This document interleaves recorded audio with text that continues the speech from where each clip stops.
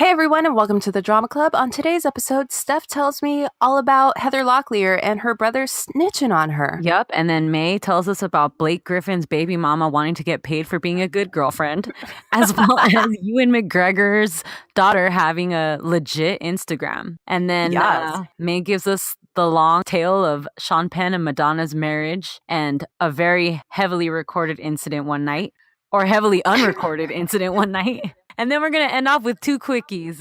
Jennifer Lawrence is a little bit clumsy and Stacey Dash has a P.O. box in Watts. Stay tuned.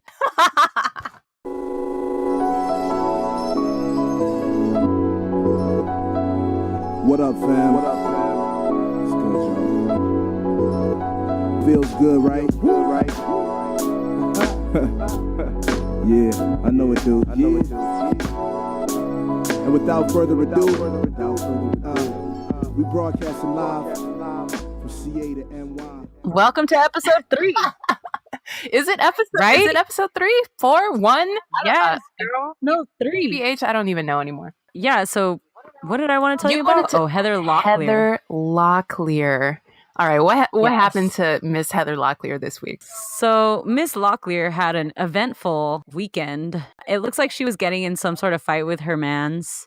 And then her brother came home and they were, I guess, being physical a bit in their fight. So then her brother called the cops. Yo, her brother called the cops on her? Like, he called the cops to kind of like help the whole situation. But yeah, what ended up happening is like she was belligerent or whatever. Right. So then the cops started putting her, like arresting her, and she ended up kicking the cops. So then she got these charges. You know what? I am not surprised, because if you know anything about Heather Locklear, you know that, like, you know what she was famous for? Like, they used to call her the show savior. Like, when the show was doing badly, whether it was Dynasty or Melrose Place or Spin City or whatever, they would call Heather Locklear. Like, she would come in season 2, season 3 and start slapping people around, and next thing you know, they'd be like #1 in the ratings.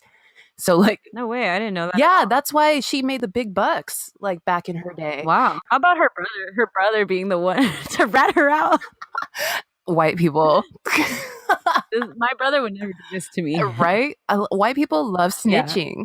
Yeah. Like, that's their favorite. Oh, yeah, that's it. Yeah. That's their favorite. He was going to leave a Yelp review, but he called the cops instead. He was like, this seems like a better. She tried to call. Better. He tried to call her manager, but she doesn't have one because she's Heather Locklear. So. Oh my God, man. So then she got arrested. There's a really nasty mugshot of her going around where she looks fucked up. Oh, yeah. I saw the mugshot. You know, and that's crazy because, to me, do you think of Heather Locklear as sort of like a Pamela Anderson? Like, she was... Yeah, like she was bomb in her day. In her day, yeah. Is she... Oh, okay. And when I was reading up a little bit on this story, I noticed for the first time that she used to be married to the dude from Bon Jovi that's not Bon Jovi. For fucking ever. And when I was reading the story, I realized that she's not married to him anymore. She was married to that motherfucker for like 20-something years, I think. Really? Yeah. Like, I didn't know that either. She's married to, like, what's the guy from U2 that's not Bono? The Edge. I know who you're talking about. The Edge. She's married to the Edge of Bon Jovi. Of Bon Jovi? Yeah. So she got arrested, and then her mans, who she was getting into a fight with, like hours later got pulled over and got arrested for a DUI. Yo, he tried to drink the pain away. I get it. Fucking trash. And then I was trying to look up, like, who is this guy that she's dating? It's an old high school boyfriend. No. That she's macking on again. Way. Yes. Isn't that so sad? I was about to tell you that I thought you were going to say he was like 21 years old. Like, I thought he was going to be for sure like a little boy toy. No, he's an old high school boyfriend, and he was in jail for like 2 years. For what? Stalking Pamela Anderson? It was like fraud and theft or some shit. Watch out, Heather. I know, yeah, that's not gonna end well. So anyways, that was a hot topic this week. That blew up right on like Monday morning. So I was on my way to work living for this Heather Locklear mugshot. I don't even know who the fuck Heather Locklear is, and I was like, hell yeah, like first celebrity mugshot. First things first, better than coffee. You know what's better than coffee? My hot topic, because I love a love triangle. Oh yeah, you do. All right. My hot topic this week is Blake Griffin. First of all, I didn't know Blake Griffin had kids. I didn't know Blake Griffin had a baby mama. Yeah, me either. I was kind of surprised by that. I thought that he was just straight up single, young Yeah, dude. me too. Okay, wait, hold on. Do you think that Blake Griffin can get it? I don't think he's particularly attractive, but I did like him in that one Broad City episode he was in. That's what I was going to say. I forgot he was in that until I saw that episode recently. His body's kind of banging low key. Yeah, and he was super funny and like goofy with himself. Like he could make fun of himself, and I like that. You know, I used to date a guy who shall remain nameless who was friends with Blake Griffin, and like he always used to talk about how funny, like it was weird. He would talk about how funny and like charming he was. Like he was his Man Crush Monday, like, which was weird because he was his actual friend, you know, like I love you, but I'm not talking about like how awesome you are, like with my date, you know, like every 5 seconds. Anyway, I wanted to read you a little bit of the statement that his baby mama put out. Okay. Right? She says, because she's asking for palimony. I wonder how you feel about that, but hold on, let me get the statement out. She says, her lawyer says, Cameron was not just the mother of Griffin's children and their caregiver. She was also a constant support for Griffin, his personal assistant, meal planner, scheduler, stylist, publicist, party planner, cheerleader, basketball and fitness consultant, and more. Jesus. Yeah, I don't know. I mean, like, I did read that earlier in the week when you sent it to me, and I was like, isn't this just being a good girlfriend? Like, but okay. And what about basketball and fitness consultant? Is that part of your, you know, your duties as a good girlfriend? No, I mean, like, what is that? That's so broad. And what does she even mean by that? He would talk to her about his strategies and she would, like, a good girlfriend or just friend, like, discuss it with him and tell him, like, oh, that sounds good. That doesn't sound good. I don't know. But, you know, I read TMZ posted his love letters to her and he calls himself Blakey because she submitted it to the. That's really fucked up. But he says, like, she's bitter. He says shit like, I wouldn't be where I am without you. I get why she. It's interesting to hold those gestures of love over someone's head after it doesn't go your way, right? I don't really like that. Okay, but he called off their wedding one week before they were scheduled to get married. Like, of course, she almost had it all. She was rolling in the deep. Are her kids gingers? Is he a ginger? Is he albino? I think he albino. Or albino. Yeah, I think so. No, I think so. That's really interesting to me. I don't know why she would want that all out there. And she seems particularly hurt about the fact that he's dating Kendall Jenner. Right. I did not know that they were dating. That's so weird. I mean, I had heard the rumors, but I don't think it's ever actually been confirmed by either of them. But it's the kind of thing where they're always out together, always out to dinner together. Oh, yeah. Once I found out about it, I saw like a million pictures of them at like fucking Nobu. Mr. Nice Guy or whatever the fuck. And then, but then I also heard that they're on the rocks because he got traded to the Pistons. You know, Kendall Jenner's not trying to go to Detroit. I can't go south of Wilshire, Blake. I'm sorry, but everywhere in LA takes 20 minutes. Minimum. Outside of LA, it's not going to happen. Yeah. He could have got traded to like Claremont and she would have been like, no, this ain't happening. Kendall Jenner has never been to Claremont. She doesn't know what that is. I just found out what a Kendall Jenner was, TBH, so I'm not really. Those little baby Kardashians, Jenners, I don't really understand either of them and what they're about. So I try just not to pay attention so much. No, same. I'm low key a little bit mad at Blake Griffin for bringing them into my orbit. Right? Yeah. But he's a Clipper, so fuck him. No, not anymore. Oh yeah, he's a Piston. He's whatever. Then I really don't care. Shit. I'm like Kendall Jenner. I'm with Kendall Jenner on this one. If you're out of LA, fuck. We don't give a fuck, Blake. Get back with your girl. We've got one last hot topic for you. We want to talk about Ewan McGregor. You like him, right? I like him. I think he's attractive and a great actor. Trainspotting is one of my favorite movies. Also, did you see the sequel? No, I didn't even know it came out. Really? It's on cable. I don't know. I haven't watched it, but yeah, I'm not really into sequels. Ooh, I love a good rom-com, and my boy Ewan is in this great one with Emily Blunt. It's called Salmon Fishing in the Yemen. Wait, hold on. That's not what it's called. It's called Salmon Fishing in the Yemen. There you go.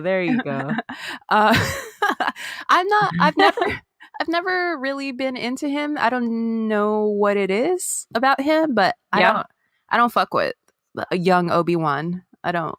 Oh, really? Yeah, he's not my thing. But yeah, no, he's a good actor though, definitely. Oh yeah, he's great. So in case you guys don't know what we're talking about, word on the street is that Ewan McGregor has been linked to his co-star. What's her name? Mary Elizabeth. I don't know. Mary Elizabeth. Some young ass. Her name is Mary Elizabeth Winstead. Winstead? She's a lot younger than him, right? There you go. Winstead. Yeah, she's 32. He's 44, I believe, something like that. Oh, that's not that It's bad. not that bad. They start together in season 3 of Fargo, one of my favorite shows. Yes. That season I didn't particularly care for, even though I kind of like her. Have you seen her in anything? That's unfortunate because it ended his marriage. I know. If your marriage is going to end, it better be over a fucking Oscar-winning performance. Your 20-something plus year marriage. Yeah. I did not realize they were together for that long.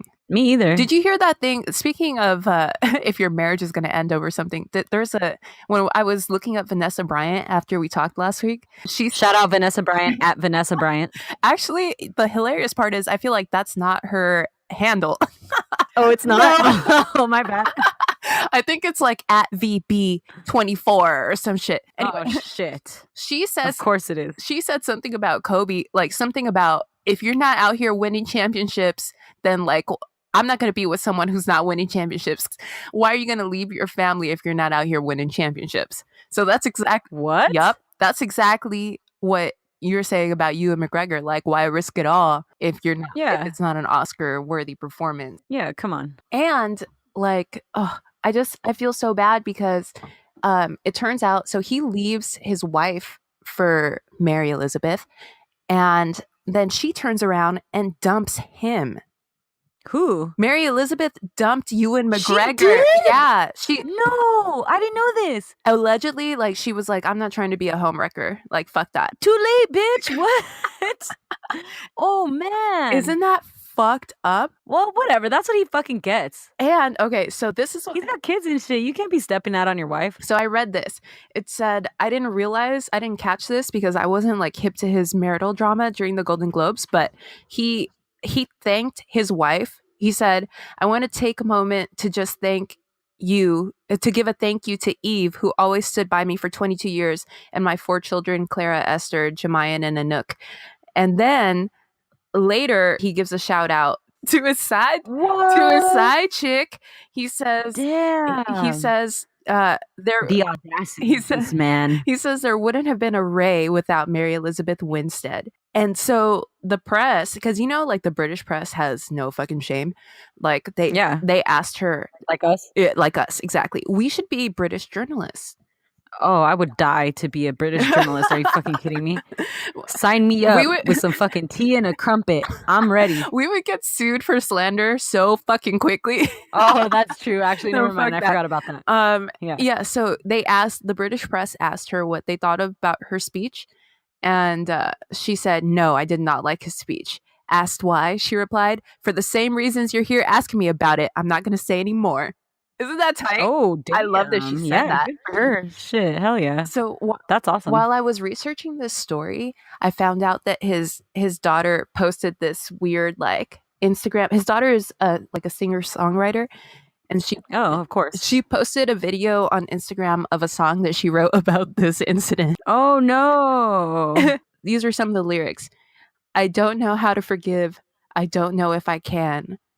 Ruining me, show me you're a man. Like, I was like, oh shit! I was like, are you allowed to talk about your dad like that? I was like, this is fucking, because I guess the pictures proving that the pictures of him kissing Mary Elizabeth came out on her birthday. Oh, that's really sad. Yeah, so it was really fucked up. And she writes about, like, that's part of the song. She was like, it's my birthday. What a great birthday present or whatever.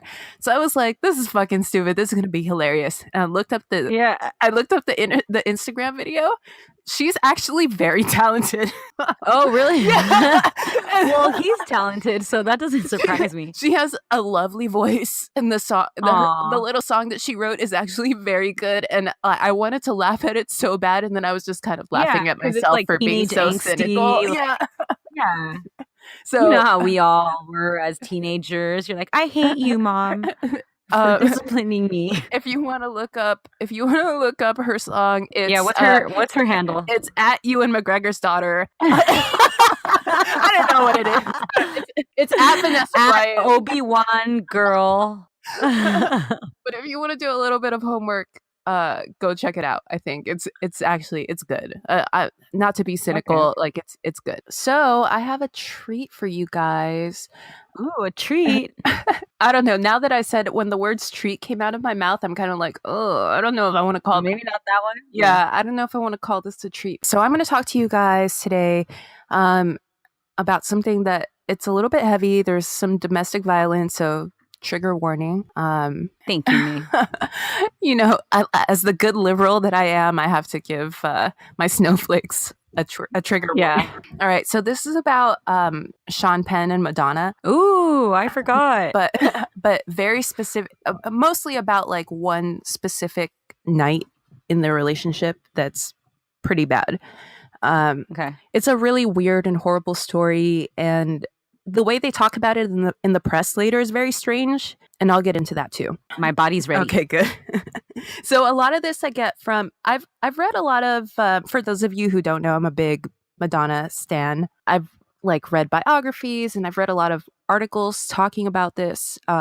There's a really great article in Gawker, RIP, that kind of aggregates a lot of the articles to talk about this incident. So if you want to read that, it's called "Did Sean Penn Beat Up Madonna?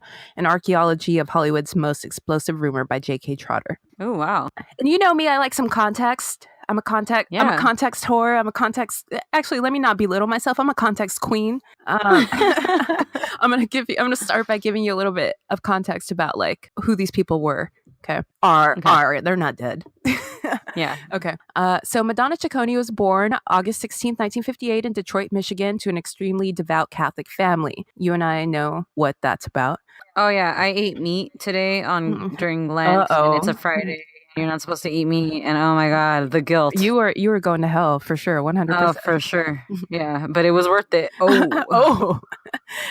So in 1963, when she was 5 years old, her mother died of cancer at only 30 years old. And whoa. And if you're even like a casual Madonna fan, like, you know that those are like the two big things that kind of influence her life and her art, being Catholic and losing her mother at such a young age. But then in 1966, so 3 years after the death of her mother, her father married the family's housekeeper. And Madonna's relationship with him was uneasy for many years after that. Yeah, so she had an Arnold Schwarzenegger housewife type situation going on. For sure, but much less successful. Like very middle class, and it gave her a lot of, in my eyes, it gave her a lot of daddy issues. Like, right. Is that controversial to say? Like, I don't know, but I just think like, you know, it's not that person's fault that they have those kinds of issues, right? Right. Yeah, I think it's controversial when you say like someone has daddy issues and then you use that against them or like in an insulting way, you know, because it's not their fault. Right. It's not their fault. Right. And I don't think saying daddy issues itself is messed up. Okay. Well, I think that, you know, I think it's clear that this kind of marked her and it made her relationship with men. It kind of definitely set the course for her relationship with men for a while. Right. So she gets a dance scholarship, a full ride to the University of Michigan, but she drops out in 1978 because she wants to move to New York because she wants to be a star. Okay. So here's a quote from her. She says, "It was the first time I'd ever taken a plane, the first time I'd ever gotten in a taxi cab. I came here with $35 in my pocket. It was the bravest thing I'd ever done." Yeah, that's pretty fucking brave. That sounds like a panic attack to me for sure. But I can't do anything with $35 in my pocket, and I have like a credit card also. Oh my god, that would freak me out. But $35 in 1978, that was like, oh, is that like $2,000? That was like 2,000. Yeah. Okay. 1978 in my head is like it costs a nickel to get a Big Mac and whatever. Maybe it did. Big Macs are too expensive. Big Macs are overpriced, low key. Yeah. Oh, don't start that going down that path, May. We don't want to make enemies out of Ronald McDonald. That motherfucker looks wild. I fucking love McDonald's. It's such trash and it's so good. Fuck Ronald McDonald. Fuck the fucking Hamburglar for sure. Oh don't slander the Hamburglar. That's my man. That sneaky motherfucker. I want to be Mrs. Hamburglar. What about that purple blob looking thing? The Gremlin? No, wait. What's that motherfucker's name? Grimace. Grimace. Fuck that guy. Fuck that. For sure. Yeah, fuck him. He's the stuff of nightmares. Yeah. Oh, but what I wanted to say about that quote, do you think it's weird someone calling what they did brave? Yeah. Yeah, I mean, you're tooting your own horn for sure. Like, I would understand saying, oh, it was the scariest thing I ever had to do. Right. But, okay, whatever. Yeah, it is brave, though. I'm not going to hold it against her. But yeah, she's totally tooting her own horn, which it's Madonna. She does that. Right, exactly. Okay, so Madonna says that within a year of her move, during a late night when she was returning from a rehearsal, a pair of men held her at knife point and forced her to perform oral sex. Madonna later commented that the episode was a taste of my weakness. It showed me that I could not save myself in spite of all the strong girl show. I could never forget it. Well, but I don't know if that's a strong girl thing. I think anybody in that situation is going to feel horrible and scared. But I think like what you were saying, like it's such a brave, badass thing to do to move somewhere new with $35 in your pocket. You're like, I'm such a fucking badass. And then next thing you know, like something cuts you down. It's like, nope, no, you ain't. Right, exactly. That's life.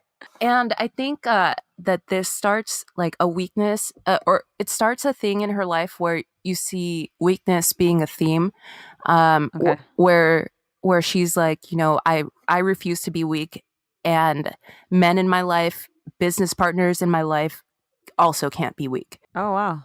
You know, that's good. I like that. This I kind of learned from some biographies that I read of her, but like I saw her Behind the Music. Do you remember Behind the Music, by the way? Like, how good was that? Of course, show? I remember Behind the Music. Hell yeah. Her Behind the Music. I think VH1 Classic still plays it. Oh, they don't. Do? I think they do because they still also have like pop-up video. Oh, that's my fucking jam. Yeah, those little fun facts. Yeah. Who the fuck doesn't like fun facts? Oh, this podcast could have been called Fun Fact. This podcast? Yeah, for sure. This podcast could have been called Pop-Up Video. Just kidding. So in 1981, she signs a record deal with Sire Records, and in October 1982, she releases her first single called Everybody. Her second single is Burning Up. Her third single is Holiday, and then the rest is history because during this time, she becomes fucking huge. Yeah. Girls dress like her in every town in America. It's crazy. It's like Beatlemania.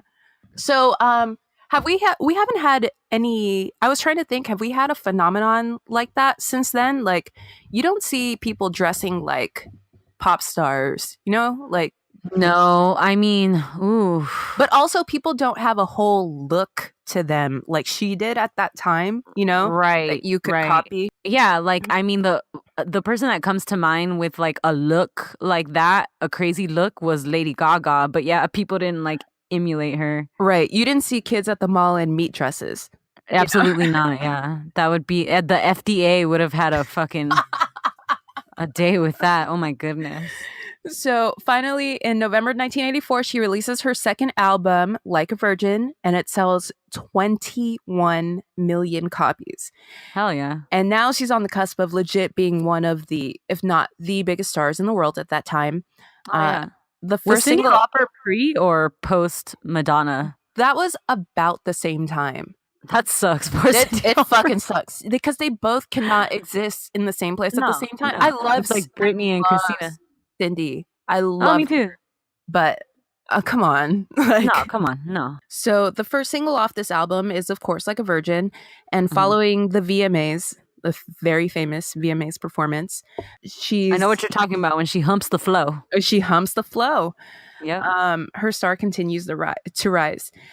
So she's huge at this point, and Pope John Paul II, aka my grandma's favorite pope, Mike too, JP2 baby, JP2, RIP. He puts out a statement urging Catholics to boycott her and her music. So the second single off of that album is Material Girl, and on the set of that video shoot in February 1985, she meets actor Sean Penn. Is he in the Material Girl video? No, he's not. Oh, okay. No, he was just hanging out on set. Okay.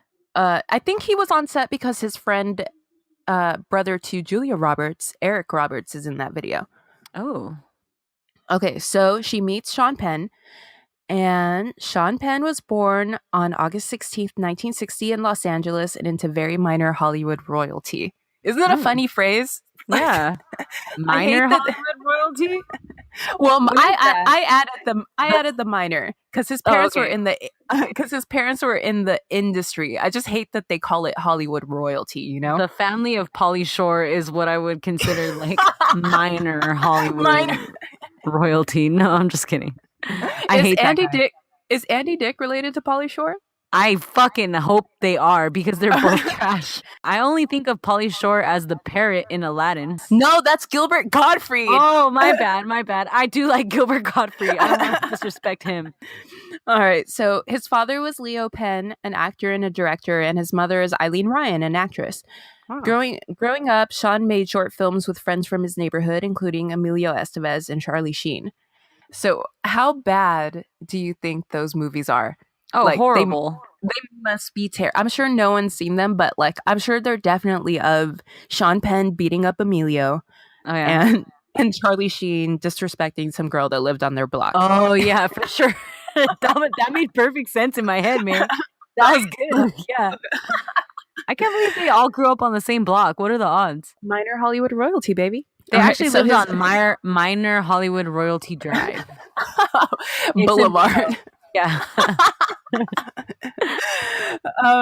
Okay, so his first really big movie role was in the 1982 movie Fast Times at Ridgemont High. Yeah, I love that movie, and I love Spicoli. All right, so he's in the role of surfer stoner Jeff Spicoli. So Spicoli really becomes a big figure in popular culture, kind of like a Borat, but on a much smaller scale. Mm-hmm. So it's that thing where people are quoting his lines and doing impressions of him and stuff. Right. I bet people dressed up as him for Halloween. Oh, I'm sure. And you know who directed Fast Times? No. Amy Heckerling, who wrote and directed Clueless. Oh my God. Yeah, she's so underrated. She's incredible. That's awesome. And like people of our age, especially women of our age, I feel like Clueless was a big deal. Oh yeah, that was it. Right. And I think that Fast Times for people at that time, it must have been fucking huge. I love Fast Times at Ridgemont High. That movie's hilarious. And It's I love so good. This other movie that came out around the same time, which is not as famous, but it's called The Last American Virgin. Oh, yeah. That movie's fucking good. Yeah, that one's really good. And it's like about kids that around the same age, I think, like high schoolers or whatever. Yeah. The 80s were a really great time for like high school coming of age films, huh? Yeah. Sex movies. Like that teen also. sex. Yeah. Kim Cattrall is in like one of the original Porky's. Yes, and she's getting down like in a gym or something, right? Yeah. I don't know why. Porky's is older than that, though, right? I think it's 70s. Okay. Shout out to Kim Cattrall, though. That's my girl. Yeah, me too. She's. Are you taking sides in the Kim Cattrall SJP? Not yet, but I'm waiting to see what happens, what pans out. That's very sensible of you. Thank you. You got to hear both sides. Got to hear both sides. So allegedly, his character popularized the use of the term "dude." Ooh. So that pisses me off because I use "dude" a lot. I say "dude" too much. Sometimes in our group chat, I notice like I've said "dude" like the last 4 things I've said, I start with the word "dude," and I'm like, "Geez, what's wrong with me?" Well, like I do it too, and same as you, like I'll notice in my text, I'll be like, oh fuck. But then ever since I read this thing about Sean Penn and Spicoli being the origin of everybody using "dude," like I'm like, I can't believe that something that I say is... Let's not do that with everything, because everything we say and do is probably linked back to some horrible thing. Yeah, that's true. Good. Okay, thank you. Yeah, dude, feel better about yourself. Don't worry, dude. It's all good. Yeah, dude. All right. But Sean was desperate to be taken seriously as an actor, and he started to resent people seeing him as Spicoli. So this frustration, coupled with his general assholery, leads him to constantly getting into fights. I'm talking like he's beating up extras on set, beating up paparazzi, beating up his co-stars, etc., etc. So he has like a chip on his shoulder. Oh, yeah.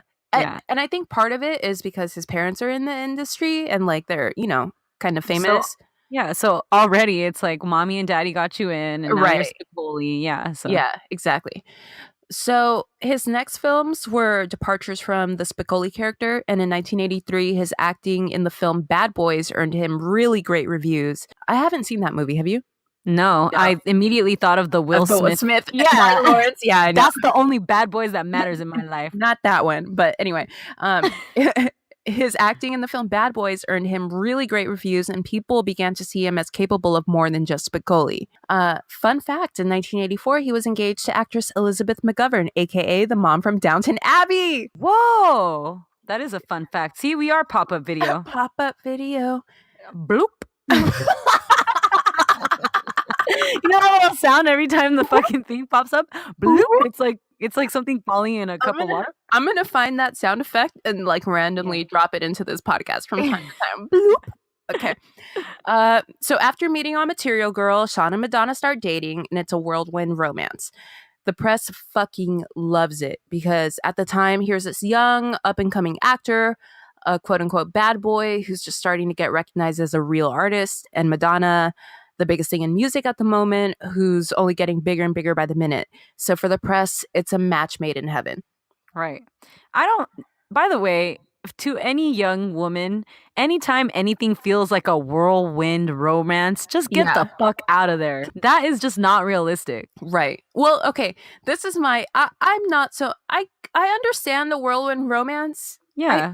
I get how that can happen, but my issue with that is like the fucking idea of a bad boy. Like I hate the idea of a bad boy. I don't understand women that are into that. Like me either. Or like somebody that you're gonna fix, quote unquote. Yeah. Just because a guy wears a leather jacket and is cold and distant doesn't mean you have to conquer him like he's fucking Mount Everest. I gotta tell you, if what you're into is the look, get yourself a cute, nice boy and buy that motherfucker a leather jacket. Get you a nice boy. I love nice boys. Yeah, me too. Right? Halal is a really nice guy. Oh, he's so nice. He's the best husband. I gotta tell you. Does he have a leather jacket? No, but I'm fucking going on Amazon right now and buying him one. Have you ever seen a bad boy eating soup? Like get you a nice boy that eats soup. Trust me. Trust me. Nice boys like soup. Yeah, it's comforting. Who doesn't like soup? An appreciation of a nice broccoli cheddar or a French onion. That shit goes a long way. Hell yeah. And then buy your own leather jacket. Exactly. Right? Go to John Varvatos. Put a little bit of money into it. You're going to you're going to finesse the shit out of that good guy. Dude, and you'll be happy. My mom buys my dad so much John Varvatos. Oh, yeah?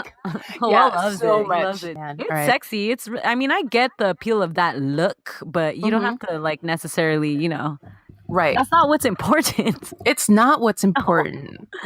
No, and I get the whirlwind romance, like you said, too, but that's more, I feel like that's really an adolescent type thing. It sure is, yeah. And how old was she at this time? I think she was maybe like 25, 26. All right, so she's still pretty young. She's pretty, but not that young. Not that young. And also, I feel like she's fucking smart. Like she gets a full ride to University of Michigan. Like she's fucking smart. Like she should know better. Okay, anyway. Like there could be a meme with like a black and white picture of a couple, and it's like she was smartest girl until she met him. Yeah. You know what I mean? Yeah. Yeah, for sure. A lot of smart girls are dumb for men. That shit happens all the time. And I don't want to victim blame her, but 100%, you're 100% right. Yeah. And I think a lot of it goes back to like her the daddy issue. Yeah, that's like the thing. The being raped like right when she got to New York. Yeah. And, so they become the it couple. I love an it couple. I do. Who's the it couple of the moment? Right now, I don't know. I can only think of like divorced couples right now. I'm only the only one that comes to mind is Justin Bieber and Selena Gomez. Oh, they are the like it-ish couple. I think Kim and Kanye too are still. Oh yeah, maybe. I feel like People Magazine and Us Weekly really tried to make Gwen and Blake shit an it couple, and they are not a fucking it couple. Oh my god, I hate that couple so much. It's making me really not like Gwen, right? Like Gwen, yes, yeah, dude, and it hurts. that hurts my fucking soul. Yeah, because I've loved Glenn since I was like fucking 10 years old. And exactly. Like No Doubt, not the first No Doubt album, but the one. But the second one, Tragic Kingdom. Tragic Kingdom came out. Yeah, that was the first CD I ever bought. Oh, me too. Yes. And you know where I got it from? I got it from like Columbia House. You know where I got mine from Warehouse Music. Do you remember that? Oh, I remember Warehouse. Yeah. Oh God. Anyway, fuck you, Blake Shelton, for making me fucking hate Gwen Stefani.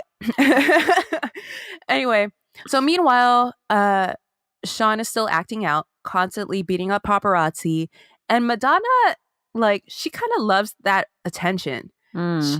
She's of the mindset that there's no such thing as bad publicity. Do you think that's true? No, because like... Was that ever true? No, and like recently, like my family always talks about the fucking Ball brothers and how their dad is always in the press, and they're like, well, they're always in the press. Like, you know, you're always talking about them, but you're always talking about how you fucking hate them. Yeah. So is that good? Like, you know what? I feel like there was a time when that was true. Maybe. Yeah, maybe back then, but now like it's so easy to access like the people that you actually like with Instagram and Twitter and YouTube. Right, exactly. You could just ignore people that annoy you. Right. Oh, for sure. I feel like, oh God, if they were coming up as a couple today, like, oh, I feel like they would be torn apart. Anyway, also during this time, she pressures him into finding movie roles for them to do together because she's dying to be a movie star. Oh. Then, in July 1985, Penthouse and Playboy magazines published a number of nude photos of Madonna taken in New York in 1978. She had posed for these photographs as she needed money at the time and was paid as little as $25 a session. Oh my God. The publication of the photos caused a media uproar, but Madonna remained unapologetic and defiant. The photographs were ultimately sold for up to $100,000. That's fucked up.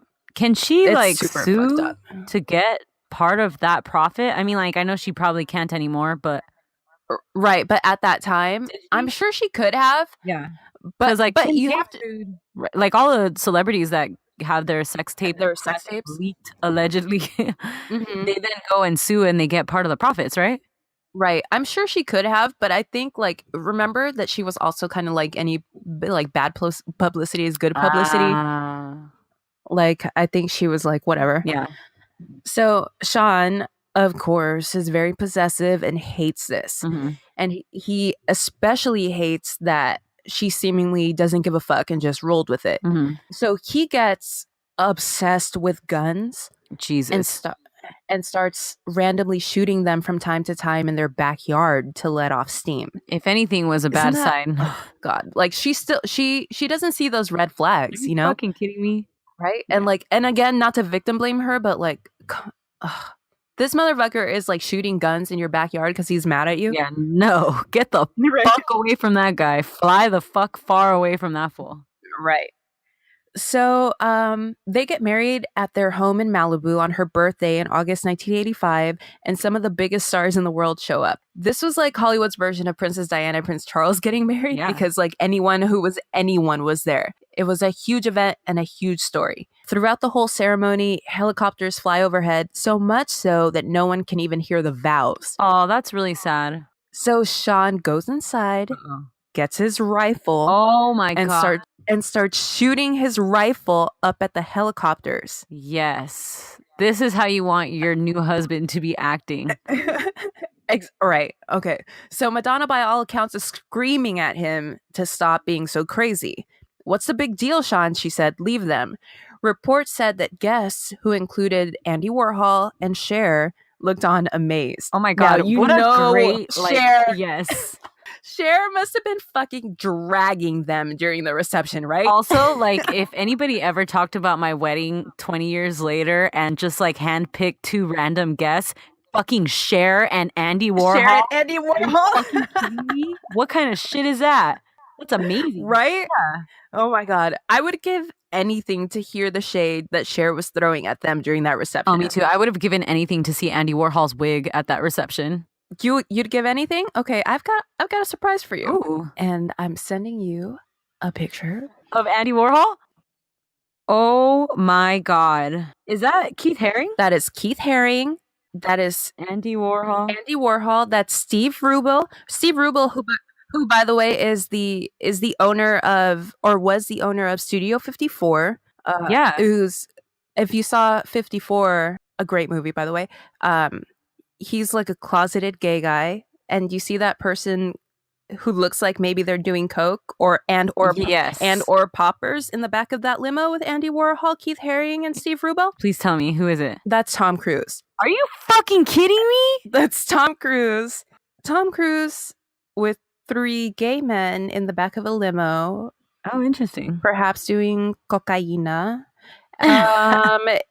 Presumably in Now, May, what did I tell you about making enemies out of everyone? presumably in Sean and Madonna's backyard. I just come on. Who wouldn't? Bro, come on. Yeah, true.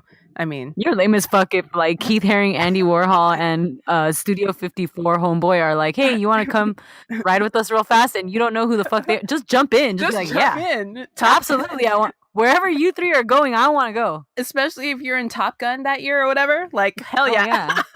Yeah. I feel the need for speed. And poppers. Yep. So their first year of marriage is relatively happy. Her 1986 album True Blue is named after Penn's favorite expression. And in the album's liner notes, Madonna wrote, quote, "This is dedicated to my husband, the coolest guy in the universe." Oh. I'm torn. Shout out Natalie Imbruglia. I'm torn about that because I hate it so much, but I also love it because it's adorable. But No, maybe that's not adorable. I immediately go back to hating how corny it is. Puppies are adorable. You're right. It's corny. Yeah. And True Blue also, I think, is her corniest album. So whatever. What songs are on that? True Blue.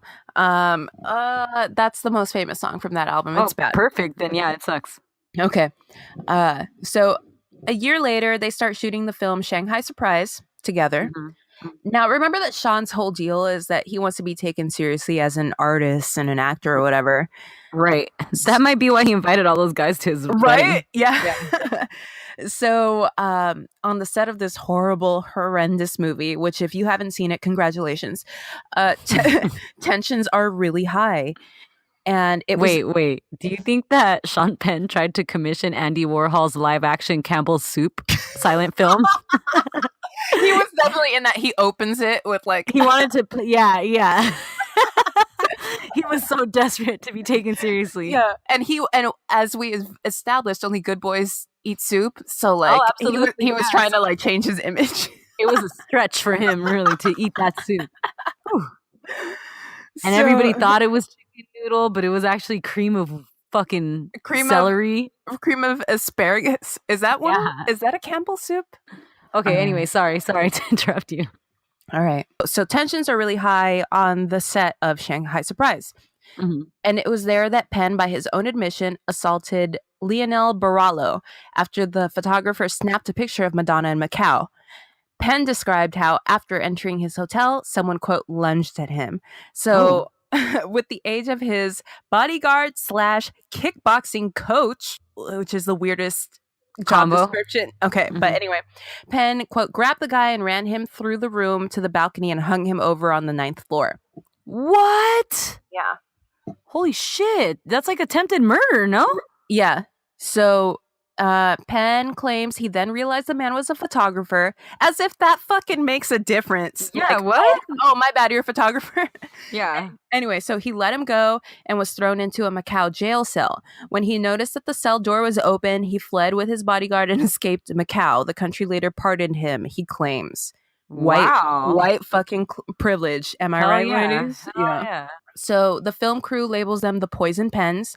Yeah. Sean starts to think that Madonna's love of the limelight and attention seeking is immature, which... Yes. Yes. Didn't you fucking know that when you married her? Yeah, Abby.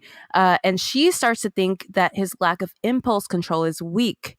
What the fuck? What do you mean you started to think that now? Right. Like, you fucking knew this when you got into it. Of course. And... And you know, if there's one thing that we know that she's not going to put up with, it's fucking weakness. Right. So the movie flops because it's straight trash, and and everything about it gets horrible reviews, including Sean's performance. So Sean starts to take things out on her in both public and private. And there's reports during this time of him getting drunk and embarrassing her in front of their friends because like a random man will start to talk to her while they're out at a nightclub and stuff, you know? Okay. It's starting to get kind of bad. Yeah. So once in June 1987, he allegedly caused her to be hospitalized at Cedars-Sinai after hitting her across the head with a baseball bat. What? Yes. Oh my God. He's really dangerous. He's really dangerous. Yeah, that's insane. He has no self-control. But Madonna, who remained protective of her husband, refused to press charges since Penn was already facing 60 days in jail for assaulting a film extra. Oh, okay. Right. Okay. This is the man you want to protect then. Yeah, this piece of shit. Okay. Yeah. So he continues to be super jealous, which sucks because she fucking loves attention, particularly male attention. Right. And she kind of starts checking out of the marriage and they separate. Okay. So how long were they married before they separated? Like a year and a half, 2 years. Okay. Okay. So she starts messing with him by making a big show of her friendship with Sandra Bernhard in the media and constantly teasing that they were more than friends. So God damn it. It really does get to Sean and he gets furious about it. Yeah, which is what she fucking wanted. That's exactly what she wanted. Why? Why are you going to play those games? Especially with someone so clearly unstable and so... Yeah. All right. Well, anyway. AKA the coolest guy I know. She wrote that with like a Lisa Frank gel pen. With a sticker? Yeah. The unicorn sticker? Yeah. Okay. So also Madonna doesn't want to give up her dream of being a movie star, and she's doing whatever it takes to make that happen. So when she meets Warren Beatty, they start to talk about her possibly starring in Dick Tracy. And then in the press, there's talk of them hooking up, which probably obviously that turned out to be true. Yeah. And when word reaches him for Sean, that's the last straw. So now, let's cut to the night of or the afternoon of December 28th, 1988. So now things are going to start to get pretty bad. Okay. Okay. According to a police report filed by Madonna, Penn scaled the wall of their Malibu home that afternoon, found Madonna alone in her bedroom, and told her that he owned her, quote, lock, stock, and barrel. What is that? It's just like, I fucking own you. Like, oh, okay. I own every piece of you. I don't understand these white terms. Lock, stock, and barrel? The fuck is a barrel? I own you, chingada y olla. That's exactly what it is. Is that what it means? So, when she told him that she was leaving the house, so I imagine he was like, you know, like, I own you, bitch. And she was like, I'm getting out of here, right? Yeah, thank you for that hood analysis right there, May. I really needed that. Thank you.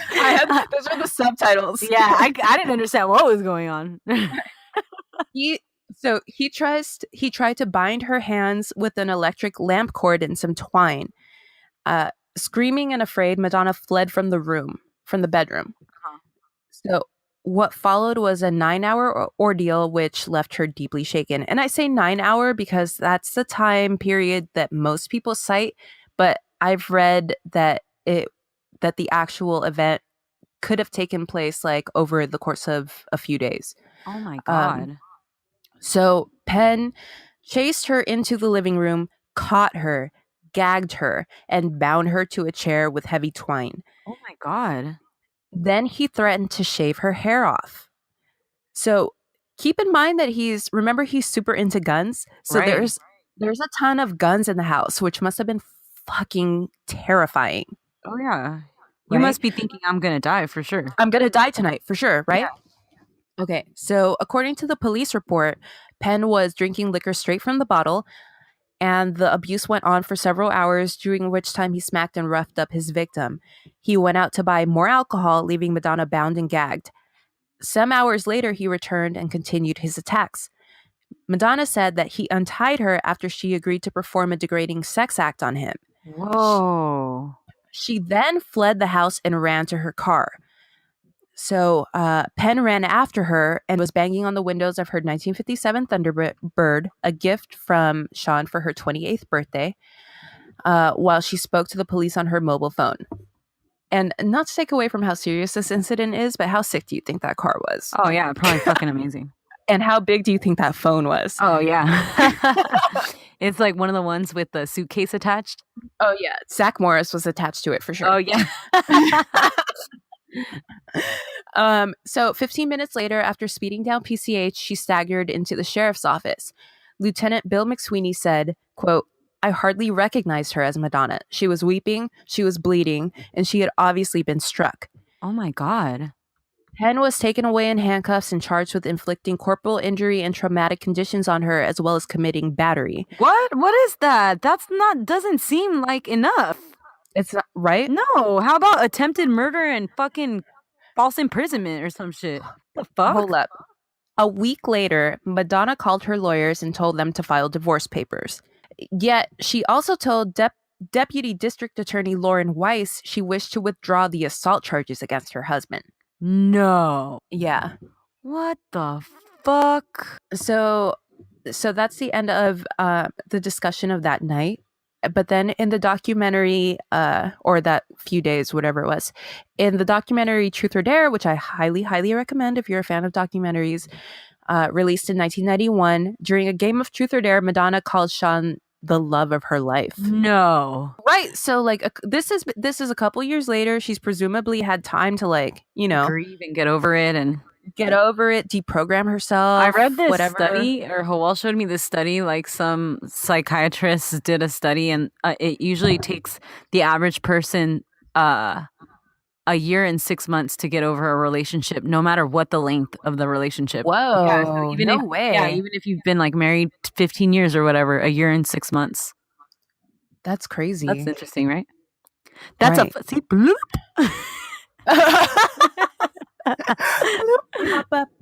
Pop up. This is gonna pop up during the video for True Blue. Oh man. Okay, so it gets kind of weird. The story is weird after this because the first account of the alleged incident emerged in January 8th, 1989, in The People, a Sunday tabloid paper published in Trinity Mirror, the largest media conglomerate in Britain. And their front page headline said, "Madonna found bound and gagged." Oh. And then the article begins, "Sexy pop star Madonna spent New Year's Eve trussed up like a turkey after being cruelly battered by her drunken bully boy husband, Sean Penn. The terrified singer was beaten, gagged, strapped to an armchair with flex, and left for 9 hours." Isn't that disgusting how they reported that? Yeah, that's fucking horrible. Trash. Right? Yeah. It's fucking trash. Fucking trash journalists. It's not fucking cute. Yeah. Like, he's not a bully boy, Sean Penn, Yeah. sexy pop star. Oh, no, he's a fucking threat and a criminal. He's a monster, Yeah. right? Okay. So between her and Penn, Madonna was the first party to acknowledge the incident during an extended interview with journalist Bill Zemi for the March 23rd, 1989 issue of Rolling Stone. This is really interesting. Yeah. So Zemi says, "How accurate are the tabloid tales of your night of terror, the 9 hours in bondage?" Madonna: extremely inaccurate, as they usually are. They made it all up, but I expect it. They're always making shit up. I've completely reconciled myself to that fact. Shortly thereafter, then Zemi pressed Madonna about the police report she filed with the Malibu sheriff. Zemi: "But you did file and later drop charges with the Malibu police, right?" Madonna pauses. "I understand your position. People want to hear the dirt, but this is not really anything I want to talk about here. It's totally unfair to Sean, too. I have great respect for him. It's like most relationships that fail. It's not one thing, it's many things that go on over a period of time." What the fuck? Right? Isn't this fucking weird? Yeah, I feel bad for her. What is that? I feel so she's saying that everything was made up by the tabloids, but at the same time, like, she doesn't deny that she filed a police report. Right, because she can't, because Right? the facts are the facts. She can't. Right. So the rumors are like in limbo. They're up in the air. Right. So then, what the fuck? I'm sorry, but like, it's just so astounding to me that somebody who was so quote unquote, brave and like determined to make her career happen actually fucking made that career happen for herself, and then still determined to make it into movies, and then did make it into movies. Like, you're so personally successful and you're so strong and driven, and then why do you protect this man who's a monster? It's abuse. Yeah. Right? Oh yeah, totally. It's horrible and it's terrible, but this happens every fucking day. She's under his spell. Right. So they interviewed the guy. Also, maybe she's scared of him. Low key, I'm scared of that. We be talking. You think so? Fuck, I think, why are we talking so much shit about Sean Penn? This motherfucker is gonna get us. So, okay, remember the cop who says like he could barely recognize her when she staggered into the police station? That's Lieutenant McSweeny. So he was interviewed, and he would not specify the sexual offenses Penn inflicted upon her, other than to say, quote, it was a unique, specific type of violence. He did indicate that it was an act where California law is constructed to protect the privacy of victims. And under Deering's penal code, there are oral copulation, penetration by any foreign object, sodomy, and rape. Oh, man. And she was held captive for 9 hours or 4 days, depending on which account you accept. But McSweeny offered this view. It was all over by the time we got there. The act had been completed. It was a serious matter. It was a serious matter. It was something that, if prosecuted, would have had great implications. It was fully explained to her what charges she could bring. Wow. So that was probably like they told her, listen, like if you're going to file charges, what's going to happen to him? I wonder why they would even say that to her. Remember, this is the late 80s, you know, it was, but then, you know, it was fucked up because they talk about how at that time, and I don't know if this is still true, and like this fucked with my brain when I read it, Penn could not, as Madonna's husband, have legally raped her. Are you fucking kidding me? So McSweeny indicated that he would have been charged with one or more of the 3 other offenses. Sodomy, probably, right? I don't want to consider what happened to her. Well, it's ugly. That's awful. Sean Penn finally addressed the incident during an interview published in the November 1991 issue of Playboy, where he confirmed that some kind of incident occurred but rebutted the rumors surrounding it. Playboy, we have to ask to help us out. What about the biggest rumor, that Sean Penn tied up Madonna for 9 hours thing? Penn, don't forget the rest of it, and dressed her up like a turkey. After I read that stuff, I thought long and hard about what one would have to do to dress someone up like a turkey, and I nailed it. I figured you've got to get out the Playtex glove, blow it up, and put the glove over her head. Laughs. Okay. Like, what the why the fuck is he laughing? Deflect. Okay. Deflect. Playboy. Is any of it true? Penn, I was looking at locations in Vancouver when I read about it, and at that point, it was a welcome fantasy. It was also a great disappointment to some of my acquaintances to tell them it hadn't occurred. Okay. Who are his acquaintances? Charlie Sheen? Definitely, right? Fucking Emilio Estevez or whatever. Playboy, so you never tied her up? Penn, my biggest question is, why didn't anybody ever ask her that? She can tell them I didn't. But like, he knows that she doesn't want to talk about it, you know? That's a very tactful way of answering all these questions. Right. And like it's humiliating. That's scary. I hate when like people who are mean like that are smart like that. That's fucking psychopath shit. For sure. Yeah. Sorry, go ahead. What were we saying? Oh, so he already knows that she's not talking about it in the press. Yeah, she's scared of that fool. Yeah. So in the same interview, Penn acknowledged that law enforcement officers had been summoned to his and Madonna's house that night, but blamed their presence on Madonna and apparently her misplaced fear of Penn's collection of firearms. So Playboy, what did occur on that last day? Penn, a SWAT team surrounded my house and came in every door. This is interesting because the police report doesn't tell you this. Right. But, a SWAT team came in every door. But it happened because on the day that we split up, she developed a concern that if she were to return to the house, she would get a very severe haircut. Like, what the fuck he said he was going to shave her head. Like, why? Okay. Anyway, Playboy, you mean haircut of head hair? Penn, I think that's what she thought. She took So she took this concern to the local authorities who came back up to the house. She felt the responsible thing to do would be to inform them since they were coming up there ostensibly to keep her from getting a haircut and to let her gather some personal effects that there were firearms in the house. Playboy. True? Penn? Yes. Playboy. What were you doing when the cops arrived? Penn. Eating cereal. Should have said soup. What kind of cereal? Fuck. Lucky Charms. We're coming to the real nitty gritty questions there, May. Playboy. Did they slap you against the wall? Penn. No, they did what they had to do pretty decently, considering that they thought they were coming into a volatile situation with firearms. Playboy. What about the charges Madonna supposedly filed and then withdrew? Penn replies quickly. She never filed any charges at all. They didn't need a search warrant to come in because she was a co-owner of the house. Go down to the DA's office or call them up. There were no charges. I was never arrested. So we know you weren't arrested. That's not what we're asking. Right, exactly. So this begs the question, like, why did Madonna say that the tabloids made it all up if, according to Penn, like... Yeah, their stories don't line up. Their stories don't line up, exactly. And then... I had a conference call before you fucking went into this Playboy magazine. Penn. So cut to December 2015. Madonna in court documents spoke publicly about the history of abuse allegations against Penn for one of the first times, claiming that while her relationship with the famously hot-headed actor was indeed turbulent, he never went as far as hitting her.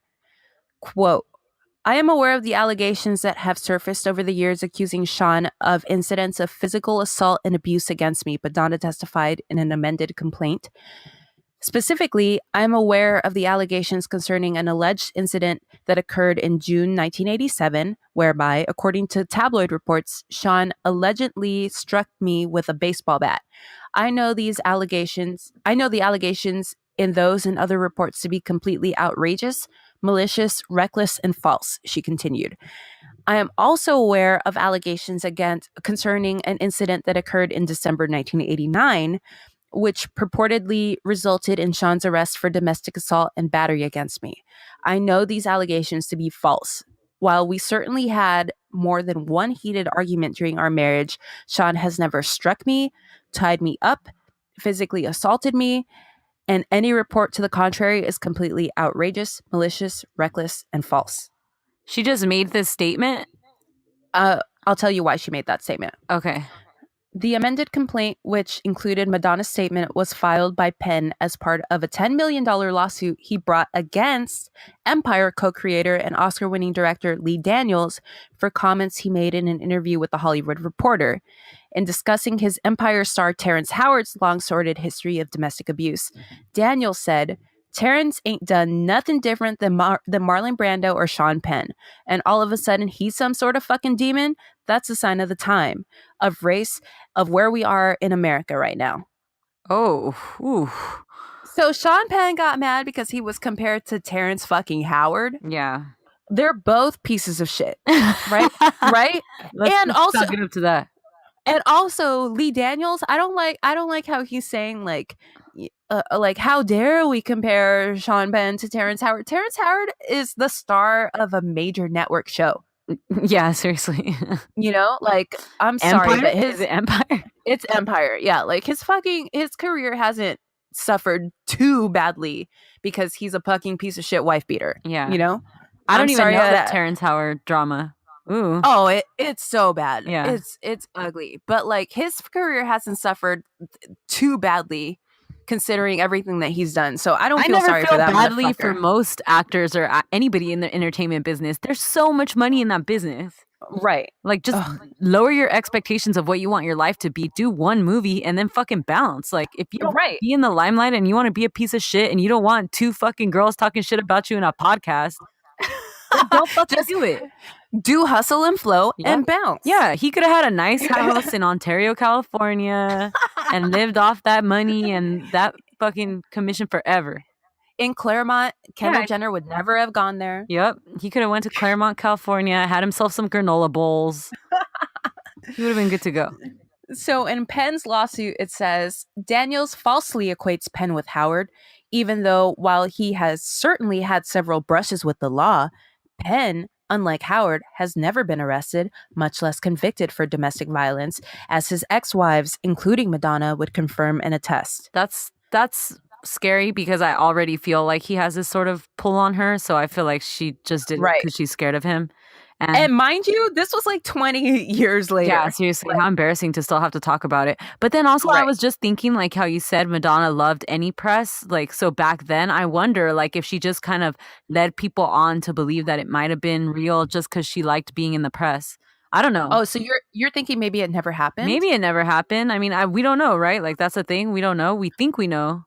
But then we've got the cops saying like she that staggered happened. in. That's true. Yeah, that's true. Oh, who knows? But we don't know what happened, right? We don't know exactly what happened. Right. No, something happened, but we don't know what. So attorneys for Daniels recently submitted, and this was when I say recently, this was when this article was written. Right. So I don't remember when it was, but anyway, attorneys for Daniels recently submitted 18 separate exhibits, including copies of 6 articles, scans for 3 different Madonna biographies, and a reproduction of a Google search for Sean Penn domestic violence, which give the clear impression, separately or combined, that Penn has a history of domestic violence. That's some petty evidence that I would throw in. That is so a Google search, like a straight up screenshot of a Google search. Like, come on. You don't think he had merit to say what he said? Come on. So making matters even murkier is how the Los Angeles County Sheriff's Department deals with older police records.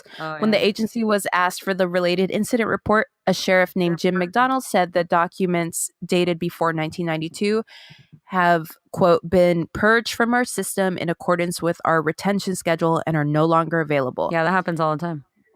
He later explained that the agency doesn't even keep track of which records have been purged. Wow. And then in recent years, things have become amicable between Penn and Madonna.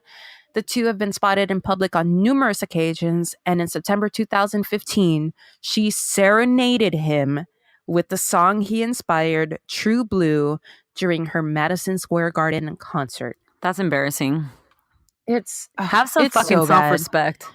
How terrible is this story? Yeah, it's horrible. I do remember that picture a few years ago that came out of the two of them, and they're all old and shit. Right. And it's gross. And I wanted to point out, like, just a note, Robin Wright doesn't speak to that motherfucker, and they have kids. Yeah. She doesn't speak to him? She doesn't speak to them. They have a mediator whenever they need to speak about the kid. So what the fuck did he do to her? They were together for a long ass time, and then they broke together up for and a got back minute. Together. It was he got with Jewel in between. Did you know that? No, that's funny. I just thought of you, won't it? That's what I was thinking. Put up the paper, it was pouring rain. I fuck with some Jewel. If you think that I'm not listening to Jewel after this, then you got me fucked up. Oh, I am for sure listening to Jewel after this. Yeah. And then remember he was engaged to Charlize Theron. Yeah, that was weird too. And his relationship. It was fucking weird. It was weird for me that she was dating him. Yes, she's too good for him. Yeah. First of all, everyone's too good for him. First of all, Robin Wright. Hold on, because this is the first time that since we've been recording that I could bring up Third Eye Blind, and I got you.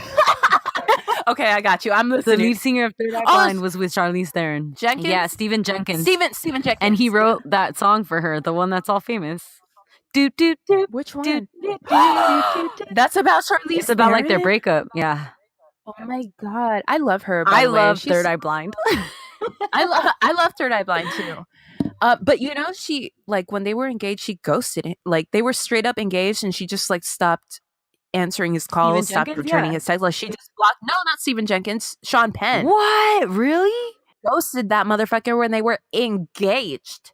So, like, what the fuck did he do to her? I don't know. But why don't they speak up? Like, now's the time, right? Yeah, right.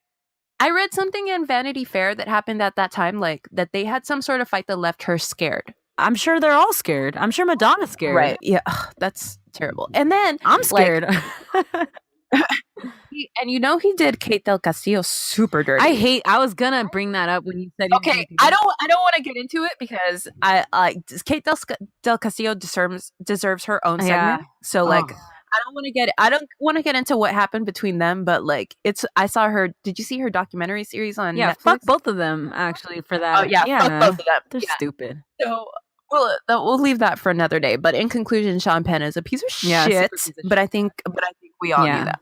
That's scary. Did he mac on James Franco in Milk? Yeah, he did. And then that's funny that you bring that up because you know that he like allegedly the day that he filmed that scene, like he texted Madonna after it had been a few years since they had been in contact. He texted her and said like, I kissed a boy today and like it made me think of you. I don't know why. What? Like, is that weird? Yes.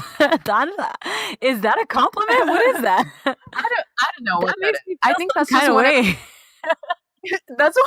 that's one of those things that like I think he was just looking for an excuse to talk to her. For sure. You know? How bad was that story? Terrible. Yeah, on a scandalous scale, whew. It was off the charts. On a scale. All right, so we'll be right back with some quickies. Yeah.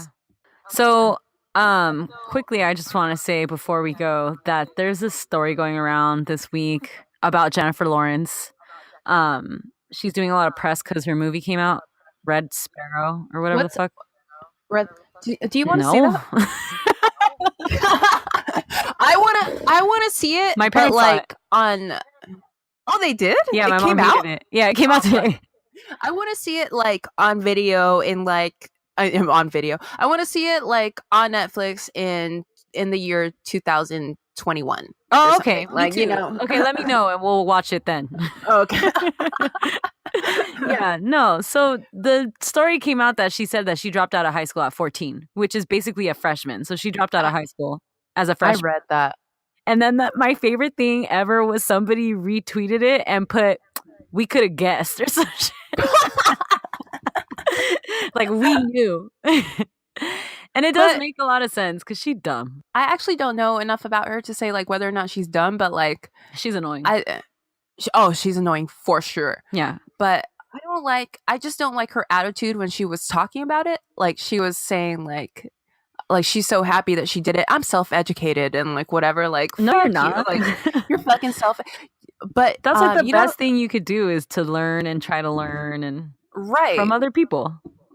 You know who else dropped out like very, very young? I think at 14 or 15, Beyonce. Oh, really? I didn't know that. Yeah, but I feel like it shows in her interviews and the way that she. I feel like I shouldn't be slandering Beyonce because people are going to get mad. The Bayhive is coming for us. Okay, never mind. I didn't say that. And bees are endangered, so they're extra feisty right now. Oh no. Yeah, I love Beyonce, so yeah, shut up, May. My bee. I think it's interesting to me to see her like come out with this obviously information that nobody was asking for. Mm-hmm. Kind of using it like you said, like as a power thing, like, oh, I'm self-educated and shit. Because when like rappers say shit like that, or you know, other colored people. Please don't say colored. People of color. People of color. There you go. You know, when fuck, like even like Hispanic people. If Hispanic people come out and they're like, oh, you know, we dropped out of high school or whatever, it's like kind of it's obviously looked bad. Like, of course, yeah. But this little princess white bitch is like, I dropped out of high school, and everybody's like, okay. Okay, To Kill a Mockingbird. Do you remember when we were the other day when we went out and I was trying to remember the name of her fucking movies and like all I could remember was To Kill a Mockingbird? Yeah, because there's a mockingbird and I like those movies. It's funny that I don't like her. I was saying this today at lunch with my coworkers. I was like, I don't know, I don't like her, but I love Silver Linings Playbook. I love that movie, and I love those movies. The Hunger Games. Okay. So I think she's a good actress. Like, I'm not mad at her acting abilities. It's just the way she is, or like her persona that she portrays. Like, she's clumsy and cute, and I hate that whole shit. And like, it's the same. Like, this could have been a girl in my high school that I would talk shit about. Yeah, you know? And I almost want to give her the benefit of the doubt, and it's not like I feel like it's not her fault. I think it's the way that they. Quotes they are trying to sell her to they're pushing her in that way, right? But then every 5 minutes I'll see like a like a BuzzFeed article that's like, Jennifer Lawrence says she was drunk at the Red Sparrow premiere. Like, all right, then you're just kind of, you're doing that to yourself. Right. All right. Yeah, I don't like her. Yeah, that was my little spiel that I heard about this week. You know what I heard about this week? Our girl, Stacey Dash. I don't think we could call her our girl anymore. No. The woman formerly known as our girl. Remember Stacey Dash's Playboy shoot? Yeah. It's beautiful. It had a big impact on my life in college. Like, I think I think there's a difference in the day before and the day after I saw Stacey Dash in Playboy. Like, it was very she's beautiful. She's a fucking gorgeous woman. Yeah. And queen. Yeah, she is fucking beautiful and like fucking bae. And if you're like our age, like you said, like Clueless is so fucking monumental in your adolescence. So you love her too in that movie and as a part of that cast. And then she went away, and then she was in the Kanye video. And she was in the Clueless show. Do you remember that? It was on Disney. Oh, yeah. Yeah, she was in the Clueless show. That's right. She came back in the Kanye video. See, Kanye always had bomb girls in his videos. He was the king of that for a minute. Dude, she makes me so sad. Like, why is she like lowering herself to it's so ugly. And you know what district she would be representing theoretically if she won? Watts and Compton. Are you fucking kidding me, Stacey Dash? Sit your ass down. She allegedly lives there. What do you think about that? Well, don't you have to live there to run? You do have to live there. That's what I'm saying. She allegedly lives in Watts and or Compton. She owns a P.O. box in fucking Watts. Oh, San Pedro? She might live there. I could see that. San Pedro's nice. Really? I like San Pedro, but I don't think Stacey Dash lives in San Pedro. She might. The great Ira Madison III. Do you know who that is? Nope. He writes for the Daily Beast. On his podcast, he said something really funny. He said he would rather have anyone else from the cast of Clueless running for Congress for that seat. Like, he'd rather have Alicia Silverstone, Fuck yeah, and or a medium contacting the ghost of Brittany Murphy. Aww. R.I.P. Brittany Murphy. R.I.P. Brittany Murphy. Yeah. Why did you sully like Paul Rudd? Ooh, I'd vote for him. Oh, you'd vote for Paul Rudd? Vote for Ant-Man. Yeah, Ant Boy. But he'll be a man. Vote for what is Stacey Dash's man in that movie? Omar Gooding? Donald Not Gooding? Glover. Oh wait. Omar Gooding. Donald Faison. Donald Faison. Yeah. Also from Scrubs. Yeah, vote for him. That boy is poison. Yeah, that's a great clip. That's a great clip. Go seek Google out Scrubs. I don't know the name of his character. Google Scrubs Donald Glover does the dance. It's the name of his character does the dance. That's what you need to YouTube. Yeah, and it's awesome. It's worth it. Zach Braff is it? Right? That. Yeah, that's what I'm trying to say. He's the one in that show, right? He's the one. Yeah, something like that. I liked Zach Braff when I was a senior in high school because that's when Garden State came out. I love Garden State. I love the Shins. Garden State. Yes. That movie's so good. That movie makes me feel some kind of way if I watch it. I love Natalie Portman. Me too. I love the Shins. Mm-hmm. Zach Braff, take it or leave him, but like whatever. No, he was great. That was a great movie. He wrote it, right? Yeah, it was. Yeah, he wrote it. Yeah. Did he direct it also? He directed it. Yeah, good for him. That shit's. If you have one thing that you're leaving behind, and it's Scrubs and Garden State. Did you watch his second movie that he like GoFunded? Yeah, it was the sequel to Garden State. Oh, I didn't know that. Yeah, I didn't see that. Sorry, Zach. Well, that's embarrassing. Okay. Well, that's it for today, folks. That's all, folks. Go hug your family. That was the pop-up video. Bloop. Yeah, hug your family. Don't hit anyone in the head with a baseball bat. Pet your dog and be good to each other. Stay away from Sean fucking Penn. However, whatever with your helmet.